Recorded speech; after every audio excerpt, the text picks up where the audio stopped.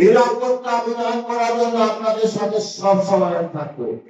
সাভার পৌর এলাকায় ব্যবসায়ীদের নিরাপত্তা নিশ্চিত করার লক্ষ্যে সাভার বাজার ব্যবসায়ী কল্যাণ সমিতির সাথে মতবিনিময় সভা অনুষ্ঠিত হয়েছে। বুধবার বিকেলে সাভার বাজার রোডে ঈশিতা কমিউনিটি সেন্টারের ডালপট্টি ব্যবসায়ীদের সাথে এই মতবিনিময় সভা অনুষ্ঠিত হয়।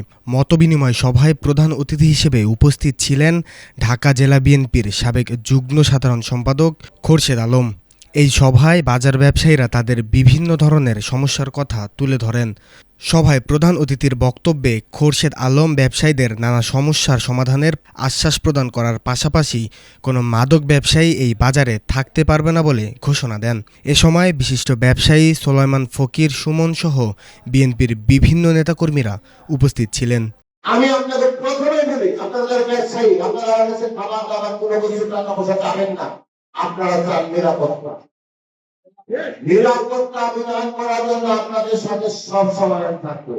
আজকে এইখানে আমি বসে গেলাম, আপনারা ডাল ব্যবসায়ীকে শুরু করে বাজারের সবার সঙ্গে কথা বলেন, একদিন ডেট করবেন, সকালে আমি আসবো। সাভার বাজারের ভিতরে অনেক যেখানে মদ রাজা এবং মাদক দ্রব্য বিক্রি হয়, আমরা সেটি ভাইরা ভেবে একদম আপনারা, কারণ সাভারের সবচেয়ে বড় সমস্যা মাদক। আপনি দেখেন একটা সময় কিন্তু এত সমস্যা ছিল না, এত বাইরে গেছে। আমরা এটা সম্পূর্ণ ধ্বংস করতে না পারলে, আমরা নির্মূল করতে না পারলে আমরা নিয়ন্ত্রণে আনতে চাই, হাত বাড়ালে আপনি পাবেন। সেই পথে আনতে চাই যাতে আমাদের ছেলে মেয়েরা মাদক পড়াশোনা থেকে রক্ষা পায়।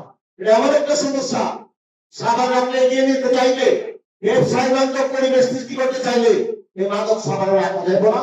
সাভার বাজারে এই ব্যবসায়ীদের মাধ্যমে আমি এই অঞ্চলে যারা মাদক বিক্রেতা এবং মাদক সেবী সবাইকে সতর্ক করে দিয়ে গেলাম। আমরা কিন্তু ব্যবসায়ীদের স্বার্থে যে কোনো পদক্ষেপ নিতে রাজি এবং নিব।